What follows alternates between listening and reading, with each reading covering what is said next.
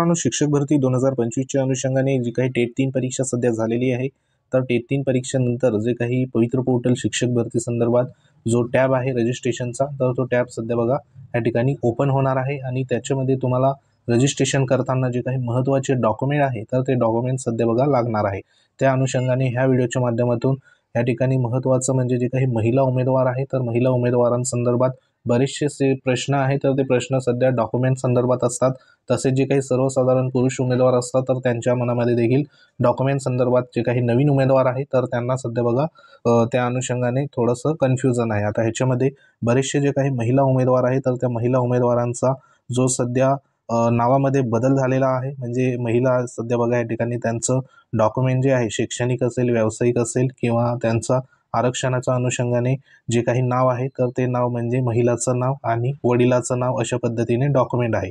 परंतु ह्याच्यामध्ये काही अंशी महिलांचं या ठिकाणी बघा जे काही लग्न झाल्यानंतर त्यांचं जे कालांतराने जे डॉक्युमेंट असेल, तर त्या डॉक्युमेंटमध्ये नाव सध्या बघा बदलण्यात आलं आहे. आता याच्यामध्ये शैक्षणिक डॉक्युमेंटमध्ये वडिलांचं नाव आहे आणि जे सध्या आरक्षणाचे काही डॉक्युमेंट असेल किंवा इतर जे काही डॉक्युमेंट आहे त्याच्यामध्ये पतीचं नाव आहे. तर अशा वेळेला सध्या बघा पवित्र पोर्टलवर रजिस्ट्रेशन करताना अडचण त्या ठिकाणी बघा निर्माण होणार का? तर त्या अनुषंगाने देखील आपण पुढे जे काही त्याच्यामध्ये नेमकं काय उपाय करता येईल त्या अनुषंगाने देखील आपण ह्या व्हिडिओच्या माध्यमातून संपूर्ण माहिती बघणार आहोत. तसंच जे काही पुरुष उमेदवार आहे किंवा जे सर्वसाधारण संपूर्ण उमेदवार आहे, तर त्या उमेदवारांचं या ठिकाणी तुमच्या डॉक्युमेंटमध्ये जर स्पेलिंग मिस्टेक झालेली असेल, म्हणजे ह्याच्यामध्ये तुमचं नावामध्ये असू शकते किंवा तुमच्या वडिलांचं नावामध्ये किंवा तुमचं आडनावामध्ये हे जे काही महत्त्वाचे बघा एरर आहे, तर हे एरर सध्या तुम्ही लक्षात घ्या. आता ह्याच्यामध्ये स्पेलिंग मिस्टेकच्या अनुषंगाने आपलं जे काही 10thचं सध्या बघा या ठिकाणी डॉक्युमेंट आहे, तर जे सर्टिफिकेट असेल, मार्कशीट असेल किंवा मग तुमचं कास्ट संदर्भात जे या ठिकाणी सर्टिफिकेट असेल, तर त्याच्यामधलं नाव आणि 10वीचं सर्टिफिकेट किंवा 10वीचं प्रमाणपत्रामधलं नाव, हे नाव तुम्ही बघा आत्ताच चेक करून घ्या. जेणेकरून तुमचं स्वतःचं नाव किंवा मग तुमचं या ठिकाणी वडिलांचं नाव किंवा आडनाव ह्याच्यामध्ये कास्टनुसार आणि तुमचं 10वी-12वीचं जे काही मार्कशीट आहे किंवा तुमचं पदवीचं मार्कशीट आहे, तर ह्याच्यामध्ये काही तफावत आहे का ते देखील तुम्ही चेक करून घ्या. तर त्याच्यामध्ये नेमकं तुम्ही पुढे कशा पद्धतीने त्याच्यावर सुधारणा करू शकतात ते देखील आपण संपूर्ण जे काही महत्त्वाचं ह्या ठिकाणी शिक्षक भरती 2025च्या अनुषंगाने माहिती असणार आहे. तर नक्की आवर्जून शेवटपर्यंत व्हिडिओ बघा. तुम्ही जर आपल्या चॅनलवर नवीन असाल तर चॅनलला आवर्जून सबस्क्राईब देखील करून घ्या. ह्याच्यावरती शिक्षक भरतीच्या अनुषंगाने तुम्हाला संपूर्ण जे काही सॉल्युशन असेल, मार्गदर्शन असेल, तर ते पुढे देखील केलं जाईल. तर त्याआधी सर्वात महत्त्वाचे जे काही जनरल डॉक्युमेंट आहे, तर ते नेमके कोणते तुमच्याजवळ असायला पाहिजे ते आपण बघूया.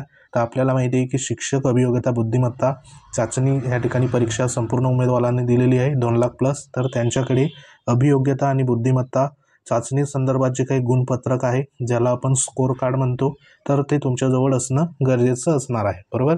कारण हे जे काही गुणपत्रक आहे, तर हे शिक्षक भरतीच्या शेवटच्या टप्प्यापर्यंत तुमच्याजवळ असणं गरजेचं आहे. त्याच्यावर जे काही व्हेरिफिकेशन आहे, तर ते सध्या बघा त्या ठिकाणी लागत असतं. आता यामध्ये बहुतेक उमेदवारांकडे जे काही गुणपत्रक आहे म्हणजे स्कोर कार्ड, तर ते सध्या अवेलेबल नाही. काही त्यांचं निष्काळजीपणामुळे किंवा काही तांत्रिक अडचणीमुळे त्यांचं जे काही ह्या ठिकाणी डाउनलोड केलं नसेल, तर अशा उमेदवारांनी आता काय करायचं आहे, आता तुम्ही लॉग इन केल्यानंतर बघा तुम्हाला हे जे काही स्कोर कार्ड आहे, तर हे सध्या मिळणार नाही, बरोबर. तर अशा उमेदवारांनी काय करायचं आहे की जे काही ऑल जी काही सध्या बघा PDF आहे, म्हणजे ज्या उमेदवारांचं सध्या या ठिकाणी गुणपत्रक नसेल आता सध्या, तर त्यांनी काय करायचं आहे, आपलं टेलिग्राम चॅनलवर सध्या संपूर्ण जे काही PDF आहे मार्क संदर्भात, तर त्या PDFमध्ये तुमचं जे सध्या बघा या ठिकाणी पवित्र पोर्टलमार्फत जी काही पदभरती होणार आहे, त्याच्यामध्ये गुणपत्रकसाठी व्हॅलिड असणारं जे डॉक्युमेंट असणार आहे, तर ते म्हणजे जे टेट परीक्षेची एकूण सध्या बघा कॅन्डिडेटची मार्कशीट सध्या त्या ठिकाणी गुणपत्रिका जी अवेलेबल झाली आहे, तर त्या गुणपत्रिकेमध्ये तुमचं ज्या पेजवर नाव असेल, आता त्याच्यामध्ये असंख्य पेज सध्या बघा आपल्याला पाहायला मिळत आहे. तर ज्या पेजवरती तुमचं नाव असेल तर तो त्या पेज जो आहे तर तो तुम्ही प्रिंट करून घ्या. ते प्रिंट देखील तुम्ही पुढे त्या ठिकाणी भरती प्रक्रियेमध्ये यूज करू शकतात. कारण मागच्या वेळेस देखील बरेचसे जे काही उमेदवारांचा अशा पद्धतीचा प्रॉब्लेम झाला होता, त्यावेळेला नोटिफिकेशन देखील आलं होतं की जे ऑल सध्या बघा कॅन्डिडेटचं ह्या ठिकाणी मार्क दाखवण्यात आले आहे. तर त्या PDF तुमचं ज्या पेजवर नाव असेल तर तो पेज तुम्ही प्रिंट करू शकतात आणि तो व्यवस्थित तुमच्या फाईलमध्ये ठेवून घ्या. तर हा एक सध्या बघा मुद्दा बऱ्याचशा उमेदवारांचा आणि महिलांसंदर्भात या ठिकाणी होता. त्यानंतर इथं महत्त्वाचं जे काही पात्रते परीक्षेसंदर्भात त्याच्यामध्ये TET पेपर असेल किंवा CTET पेपर असेल, त्याच्यामध्ये पहिला पेपर दुसरा पेपर हे जे काही गुणपत्रक असेल तर ते तुमच्याजवळ असणं गरजेचं असणार आहे. आता इथं एक मुद्दा म्हणजे CTET परीक्षेच्या अनुषंगाने असणार आहे. आता बरेचसे उमेदवार TET किंवा CTET ह्यापैकी बघा जे काही CTET उमेदवार आहे तर CTETचं जे काही सध्या पासिंगचं सर्टिफिकेट आहे बरोबर आणि महत्त्वाचं गुणपत्रक.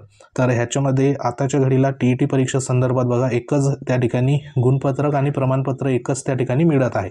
मागची जी काही TET परीक्षा झाली त्याच्यामध्ये एकच तुम्हाला जे काही प्रमाणपत्र गुणपत्र त्या ठिकाणी मिळालेलं आहे. परंतु CTET परीक्षेमध्ये 2 प्रकारचे सध्या बघा आपल्याला प्रमाणपत्र असतात. त्याच्यामध्ये एक म्हणजे गुणपत्रक असतं आणि दुसरं म्हणजे क्वालिफाय संदर्भात प्रमाणपत्र असतं. आता हे जे प्रमाणपत्र आहे तर हे आपल्याला ऑफलाईन सध्या मिळत नाही. तर हे कुठं मिळतं तर जे काही डिजिलॉकर ॲप आहे बरोबर शासनाचा, तर तो डिजिलॉकर ॲपमधून तुमच्या आधार कार्डाने लॉग इन करून सध्या बघा जी काही PDF फाईल आहे तर ती PDF फाईल तुम्ही तेथून डाउनलोड करू शकता. त्याच्यामध्ये दोन्ही प्रकारचे गुणपत्रक आणि प्रमाणपत्र हे डाउनलोड करून घ्यायचे, जेणेकरून तुम्ही क्वालिफाय असाल तर तुम्हाला शिक्षक भरतीमध्ये जे काही वेकेन्सी असतात ह्या ठिकाणी पेपर 1 साठी 1 ते 5 आणि पेपर 2 साठी 6 ते 8 ज्या वेकेन्सी आहे तर त्याच्यामध्ये तुम्ही पात्र असणार. तर ह्या संदर्भात तुमच्या काही अडचणी असेल CTET परीक्षेसंदर्भात जे प्रमाणपत्र डाउनलोड तर ते कमेंट बॉक्समध्ये देखील कमेंट करू शकतात. त्याच्यावरती तुम्हाला योग्य मार्गदर्शन केलं जाईल. तर हे महत्त्वाचे जे काही पात्रतेसंदर्भात ह्या ठिकाणी डॉक्युमेंट्स होते. त्यानंतर आपल्याकडे शाला ह्या ठिकाणी 10वीचं गुणपत्रक आणि प्रमाणपत्र असतं बरोबर. तर हे तुमच्याजवळ दोन्हीच्या दोन्ही असणं गरजेचं आहे. कारण ह्याच्यावरनं तुमचं जे काही वय असतं तर ते वय कॅल्क्युलेशन होतं. त्यानंतर तुमचं नाव देखील ह्याच्यावरनं त्या ठिकाणी व्हेरीफाय होत असतं. आता ज्या उमेदवारांकडे हे जर सध्या बघा गहाळ झालं असेल तर तुम्ही ह्या ठिकाणी बोर्डाला जाऊन स्वतः जी काही डुप्लिकेट प्रत असेल तर ती काढून घ्या, ती देखील तुमची चालून जाईल. त्यानंतर 12वी संदर्भात देखील गुणपत्रक आणि प्रमाणपत्र हे जे काही डॉक्युमेंट आहे तर हे तुमच्याजवळ असणं गरजेचं असणार आहे. तर हे सध्या बघा क्लिअर झालं. ह्या संदर्भात काही अडचण असेल तर कमेंट बॉक्समध्ये तुम्ही कमेंट करू शकतात. त्यानंतर आपल्याला व्यावसायिक पात्रतेसंदर्भात बघा ह्या ठिकाणी DED असेल किंवा DLED असेल किंवा समकक्ष ज्या काही परीक्षा आहे त्या संदर्भात गुणपत्रक आणि प्रमाणपत्र हे जे काही दोन्ही आहे तर हे तुमच्याजवळ असणं गरजेचं आहे बरोबर. त्यानंतर पदवी परीक्षेसंदर्भात जे काही गुणपत्रक असेल तर ते तुमच्याजवळ असायला पाहिजे आणि जे प्रमाणपत्र आहे म्हणजे डिग्री सर्टिफिकेट तुमच्याजवळ असायला पाहिजे. आता काही उमेदवारांचं बघा BA झालेलं आहे, बाकीच्यांचं BSc असेल, बाकीच्यांचं BCom असेल किंवा BCA असेल. ज्या काही तुमच्या पदवी परीक्षा असेल तर त्या पदवी परीक्षेचं गुणपत्रक आणि ह्या ठिकाणी प्रमाणपत्र म्हणजे जे काही डिग्री सर्टिफिकेट आपण म्हणतो तर ते तुमच्याजवळ असायला पाहिजे. आता काही उमेदवारांचं डिग्री सर्टिफिकेट सध्या बघा नसणार आहे. तर त्यांच्यासाठी जेव्हा गुणपत्रक आपल्याला बघा मिळत असतं त्या गुणपत्रक बरोबर एक लहान जो काही सर्टिफिकेट सध्या जोडलेला असतो त्याला आपण प्रोव्हिजनल सर्टिफिकेट म्हणत असतो बरोबर.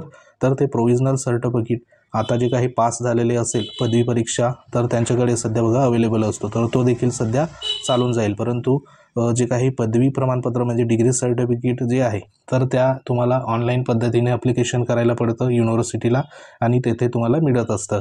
तर अजून पण वेळ आहे. ज्यांचं नसेल तर त्यांनी काढून घ्या. ज्यांच्याकडे प्रोव्हिजनल सर्टिफिकेट असेल तर ते देखील सध्या व्हॅलिड असणार आहे.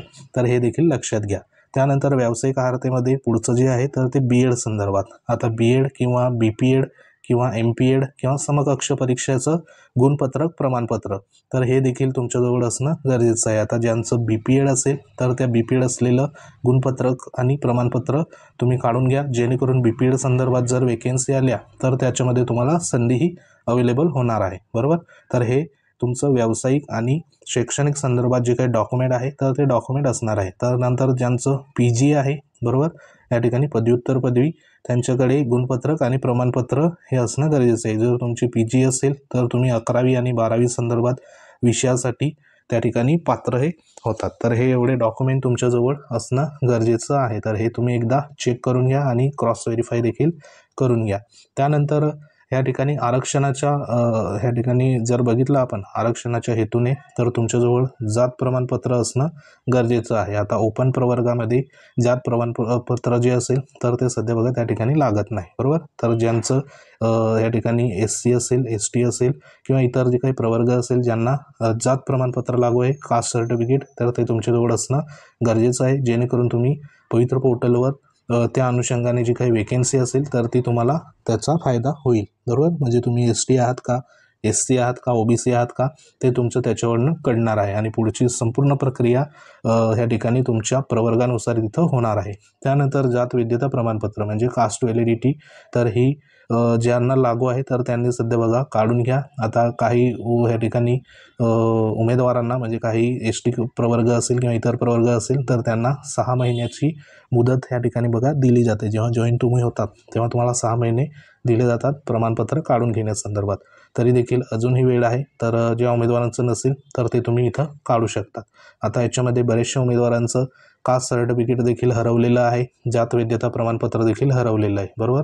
आता याच्यामध्ये बऱ्याचशा उमेदवारांकडे फक्त झेरॉक्स प्रत आहे, इथं पण झेरॉक्स प्रत आहे, बरोबर.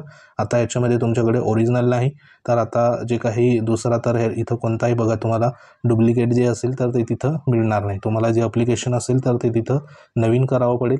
तर नवीन सध्या तुम्ही ह्या ठिकाणी करू शकतात आणि जे झेरॉक्स प्रत असेल तर ते तुम्ही त्याला जोडून द्या, म्हणजे तुमचं त्या ठिकाणी आरक्षणाच्या हिशोबाने तुमच्याजवळ प्रूफ त्या ठिकाणी असणार आहे, बरोबर. त्यानंतर समांतर आरक्षणाच्या जे काही उमेदवार आहे ज्यांना सध्या बघा लाभ घ्यायचा असल्यास त्या संदर्भात पुरावा पाहिजे. त्याच्यामध्ये समांतर आरक्षणामध्ये माजी सैनिक असेल, प्रकल्पग्रस्त, भूकंपग्रस्त, बरोबर. त्यानंतर इतर जे काही आरक्षण आहे, अनाथ बांधव असेल, त्यानंतर दिव्यांग बंधू असेल तर त्यांच्याजवळ त्यांचं जे काही समांतर आरक्षणाचं प्रमाणपत्र असणं गरजेचं आहे. तर ते देखील जे समांतर आरक्षणामध्ये लाभ घेत असेल तर त्यांच्यासाठी महत्त्वाचं असणार आहे. त्यानंतर तुमच्याजवळ अधिवास प्रमाणपत्र असणं गरजेचं आहे, म्हणजे डोमिसाईल जो आहे तर तो तुमच्याजवळ असायला पाहिजे. तर ते देखील तुम्ही चेक करून घ्या.